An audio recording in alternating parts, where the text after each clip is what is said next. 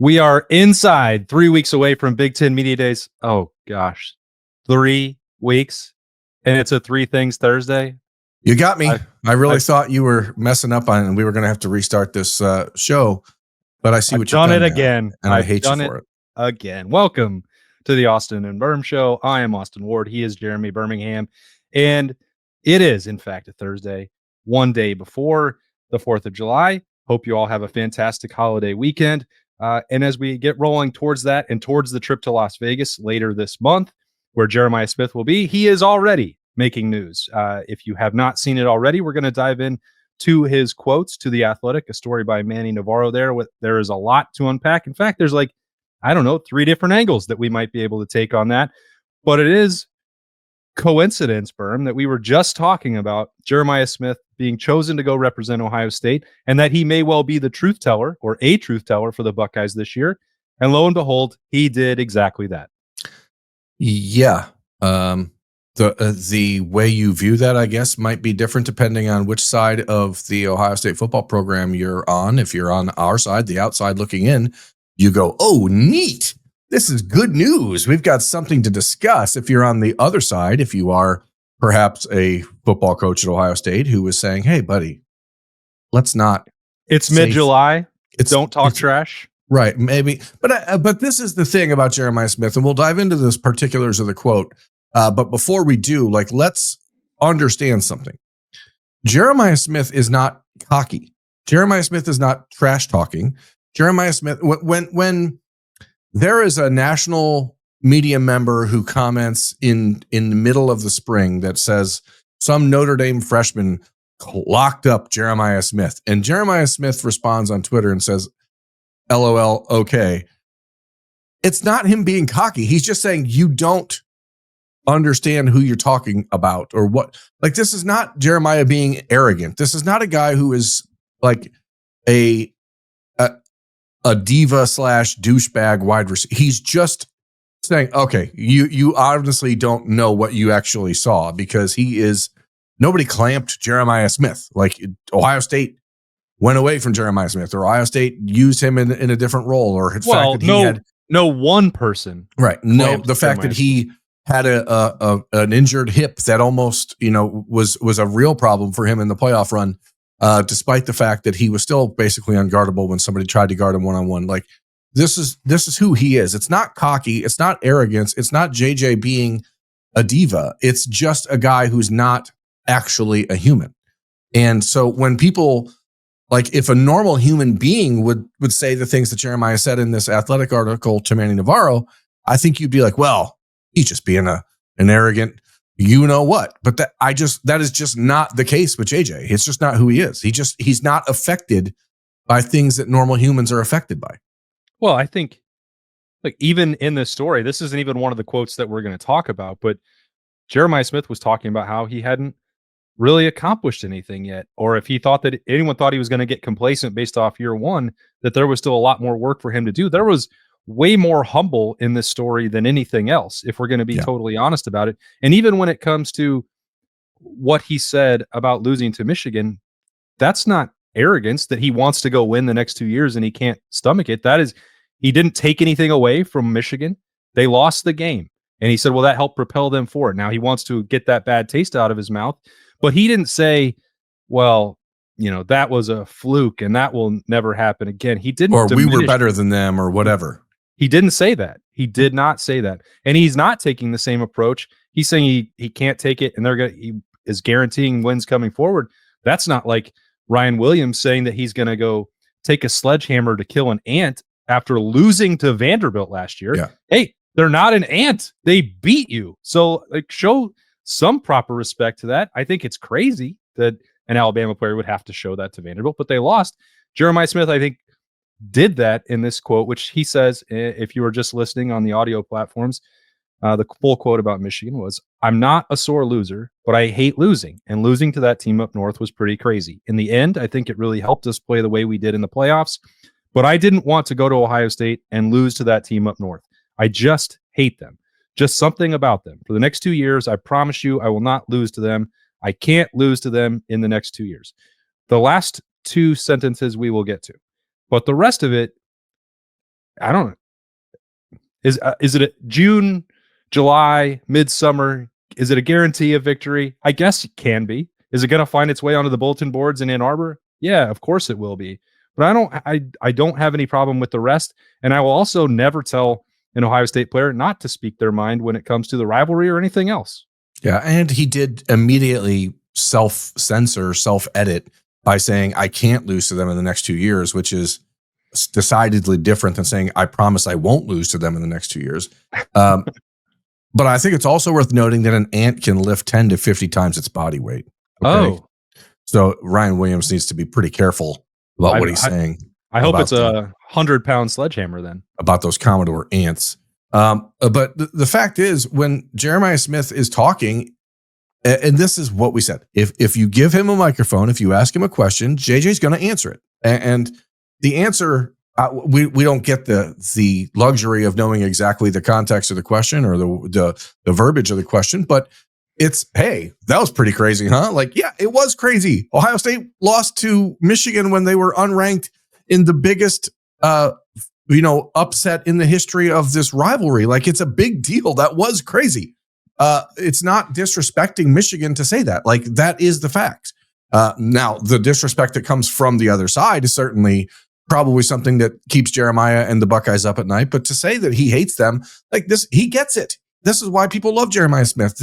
He gets us. Okay, we've seen those commercials. Those commercials are not about Jesus. They're about Jeremiah Smith, and he gets us.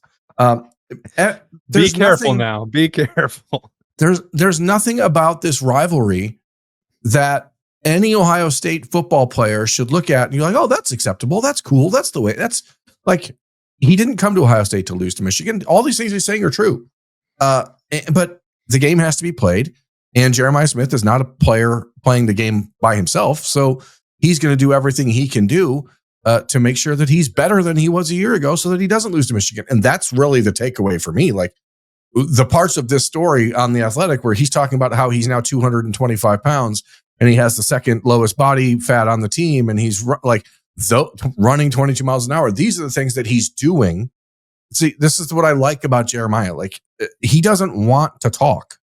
But if you ask him to, you're going to get revealed the things that are actually motivating him and that drive him to take what he did a year ago, which is the best freshman season for a wide receiver in major college football history. And I'm not going to include Michael Crabtree at Texas Tech as major college football. So people who are immediately going to talk about the numbers, that wasn't major college football at the time. What matters is that he's taking this stuff as fuel to improve himself, which is super scary for everyone else because the guy that's this good is trying to motivate himself. And that is very telling about Jeremiah Smith's actual humility and his mindset.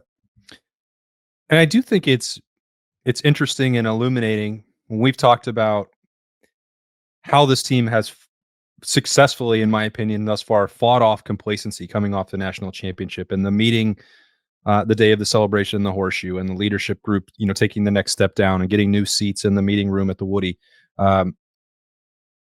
They've won a national championship. They have those gaudy, beautiful pieces of jewelry, but this is still a group that doesn't have gold pants as well. So I know that in the comments from Jack Sawyer and Will Howard, it's like, yeah, the national championship is going to trump all. But this team in 2025 for Jeremiah Smith, for Caleb Downs, for Sonny Styles can actually accomplish something. The Michigan game and the rivalry is independent of the national championship, the college football playoff. In some ways, it is separate from the Big Ten race. Not entirely, but potentially can be. Yeah. If you're talking about finding ways to motivate, and we've had this conversation or debate or argument, how much has the expansion of the college football playoff, the expansion of the Big Ten diminished the Michigan rivalry? I mean, certainly not for the fans, certainly not to Ryan Day. And now if even Jeremiah Smith coming off of one loss is like, well, that can't happen again. It's unacceptable. That may be the one like dangling carrot out there. They want to go back to back. They want to win another national championship, but that's something that's like easily within their grasp to go up to the big house and win. And I'm not saying that they should win easily, but that's a one-game situation where they're going to be the more talented team. They're more likely going to be the more motivated team. And if you have Jeremiah Smith already in July talking about how much that stung from him, more so than the national championship, it's hard to see how that's anything but just a really good thing for Ohio State in late November. Yeah, and I'm going to say something. I'm going to deviate because it's what we do on The Beat on 97.1 The Fan, 10 TV, 10 TV Plus. I bet, I can't prove this. I have no way to validate what I'm going to say, which is my favorite type of saying. But 50 years from now, when Jack Sawyer is sitting on a porch swing, drinking a lemonade and watching the sunset, and his great-grandchildren are running around the yard, and they say, Great-Grandpa Jack, what was college football like? And he's going to say, I won a national championship. And they're going to say, where are your gold pants? And he's going to say, I don't have any. And I bet you it's still going to hurt him more than the joy of winning the national championship did now. I bet you. But that's irrelevant. Big picture. I can't wait to check back with Jack in 50 years. Yeah, I'm hoping I can just sit down with him and interview him at the time. I think I'll be 102 when he's that's going to be an illuminating three thoughts. No, I'll be like 97 years old.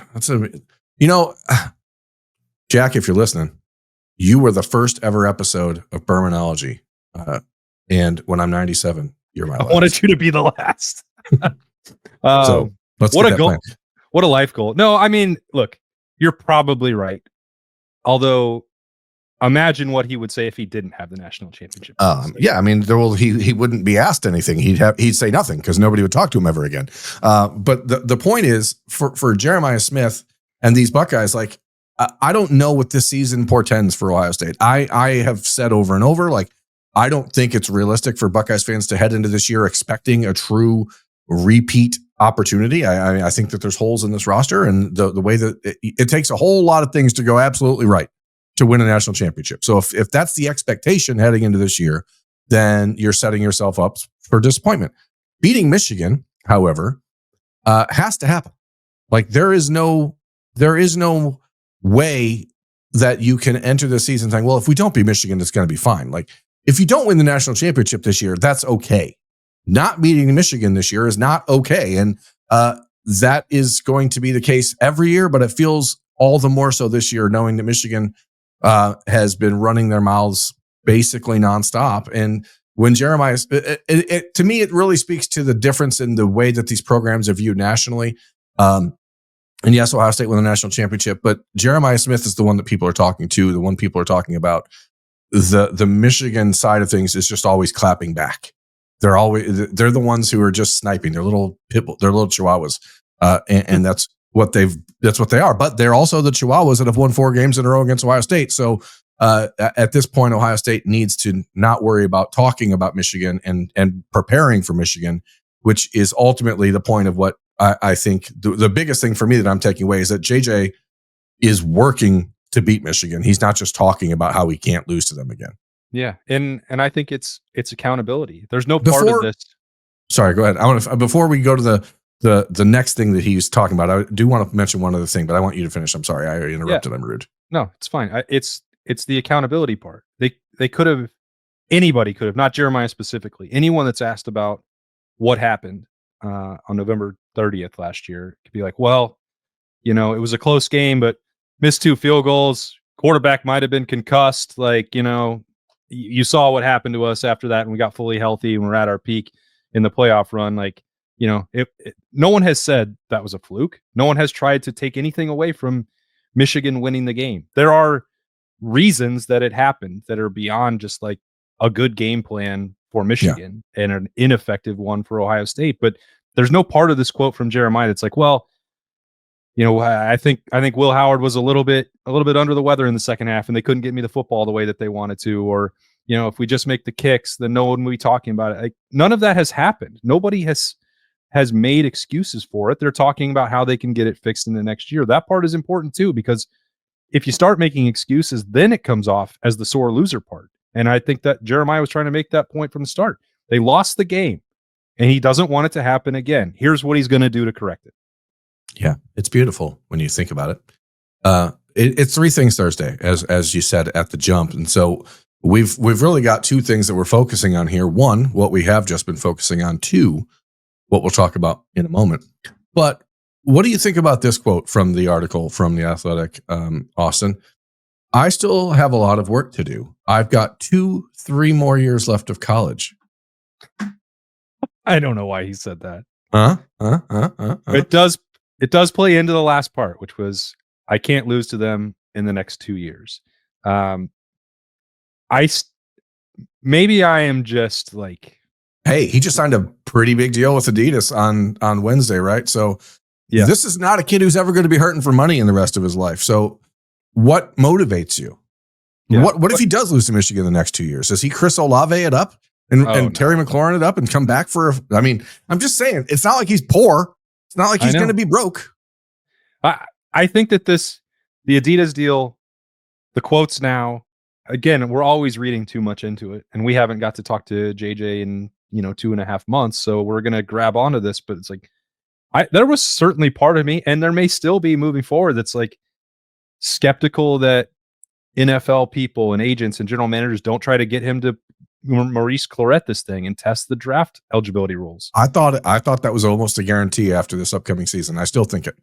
So I wonder if JJ's mentality is that he sees the value of working with Brian Hartline, the development, the opportunity in front of him, and if there are contracts already in place, Adidas or house settlement or otherwise, that make that less likely or far less likely than Maurice Clarett's situation now 23 years ago, where if he was trying to get any kind of money in a legally obtained way, he had to test and challenge the draft rules. And maybe we're in a world where that doesn't exist for Jeremiah Smith. I think there's also another element to it for JJ, because again, I've had that thought.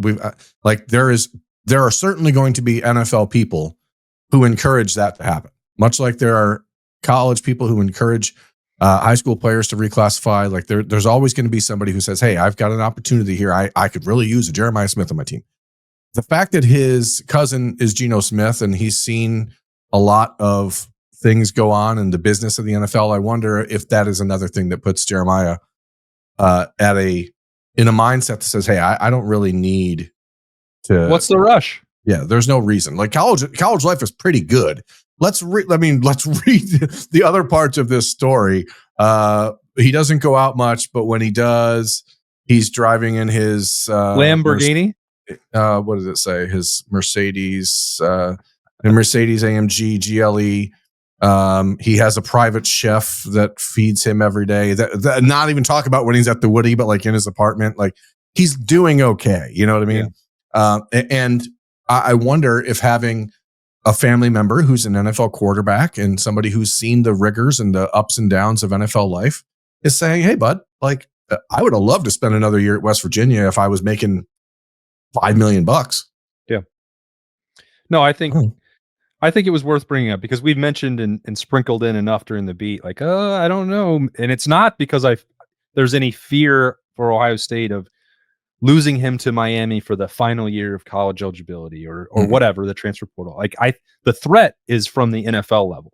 Like, let's play the odds here, Austin. Let's I'm really big and smart on gambling terms. You are. So, what is more likely, that Jeremiah Smith stays at Ohio State for 3 more years or 1 more year? 1 more year, because the circus around him, like there will be legitimate conversations, whether they're back channel or in public, about lawyers wanting to challenge the eligibility rules and add one more wrinkle to make it impossible to talk about college football rosters in the offseason. Like maybe that's too much panic. I mean, you're probably right. I'm curious. It's one of the side effects of the NIL era that I don't know has really been fleshed out yet, but these dudes are making pretty good money in college football. And there is something really enjoyable, I would think, to be a college student at a place like Ohio State who has everything that Jeremiah Smith has, and all of the support and all of the guidance and all of the people who are piece of your success. And there's enough guys who go off to the NFL that come back to Columbus and say, hey, you know what? I just realized this last year. This stuff sucks. Yeah. But I do think that's why he'll be here for 2 years. Yeah. I think you asked a good question to ponder, 1 or 3. But here's another question. Can Adidas just sponsor all of Ohio State's wide receiver room in the future while Nike still outfits the entire football program? Because in the last week, now that Jeremiah Smith has been signed as an Adidas athlete, we've seen Chris Henry Jr. announced as an Adidas athlete, Caden Dixon-Wyatt announced as an Adidas athlete, and now Jeremiah Smith. And yet Emeka Ibuka signed with Adidas last week. So there certainly seems to be some connection. Now, of course, Jeremiah Smith, Chris Henry, Caden Dixon-Wyatt all play for South Florida Express, which wears a giant Adidas logo on their thing and has a pretty big influence in the sport. So maybe it's tied to that, but it's interesting. I'm just trying to think of ways to take money away from Nike at this point. Well, I think Nike's going to have to really take a look at what it's doing in this space, because on Saturdays, to the best of my knowledge, unless some exception is carved out here, Jeremiah Smith or Caden Dixon-Wyatt or Chris Henry Jr., if they're wearing scarlet and gray, will not be able to wear Adidas gear on the sideline. So some of that's going to be pretty interesting to watch. That's way in the weeds. Yeah, that's another conversation. But I think that was an illuminating quote to me. And I think why it's still so solidly in the 2 years is the things that you mentioned about the perks, and why it's not Chris Olave for 4 years is because Chris Olave was not a slam dunk to be a number 1 or number 2 pick in the NFL draft, and that money being very different for him. But I think you can go down the list and talk to a bunch of, I bet Garrett Wilson wishes that he had spent 1 more year in Columbus, but the situation was obviously not the same for him. Yeah.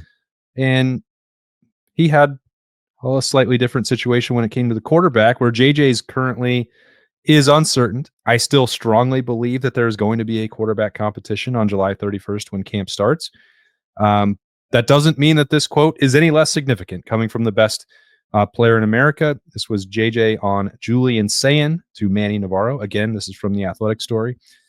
That quote, that arm is different. He can make any and every throw. Just a smart quarterback. Like me, he's a little quiet, but he's starting to come out of his shell. He's definitely going to be a guy. It's going to be scary for opponents. Let me start with my caveat. I was not there. I've not seen video of this interview. My assumption is that this question was addressed to JJ specific to Julian Sayin, and not like, hey, what do you think the quarterback battle is going to be like? And Jeremiah chose to talk about Julian Sayin. Maybe he did. This will now be another topic of conversation when we get to Las Vegas. But if my operating assumption is correct, because this story also identified Julian Sayin as Ohio State's starting quarterback, which you and I, neither of us believe that is, we can't report that is an accurate description of Julian Sayin. Maybe it will be in mid-August, but it is not as of right now. So I suspect it was asked about Julian Sayin specifically. Jeremiah answered it specifically and did not choose to add any reference to Lincoln Kienholz on his own. And we can say that maybe that part is significant. But he was asked a question and he answered it directly. And I'm not faulting anyone for the way it happened. I'm just putting that caveat in there that this doesn't necessarily guarantee JJ is stamping Julian Sayin as a starting quarterback. I will remove your caveat and just say I stand firmly 10 toes on the fact that Manny Navarro, being a Miami beat writer and a national writer with The Athletic, has no idea about the nuance of Ohio State's quarterback room, and the perception nationally is that Julian Sayin is the clear-cut starting quarterback, and so I think he's probably just making an assumption. I will say that pretty, stamp it. There's no way in the world he thinks Lincoln Kienholz has a chance to beat out Julian Sayin. And as we said on Tuesday, if you ask Jeremiah Smith a question, he will answer it. He is not going to add more to it. He is not going to expound upon it. He's going to, so what do you think about Julian Sayin? How can he help this team? This is the answer. There is still nuance in this response, which just says he's definitely going to be a guy. Like there's a key phrase missing there, which is the guy versus a guy. Or he's already a guy.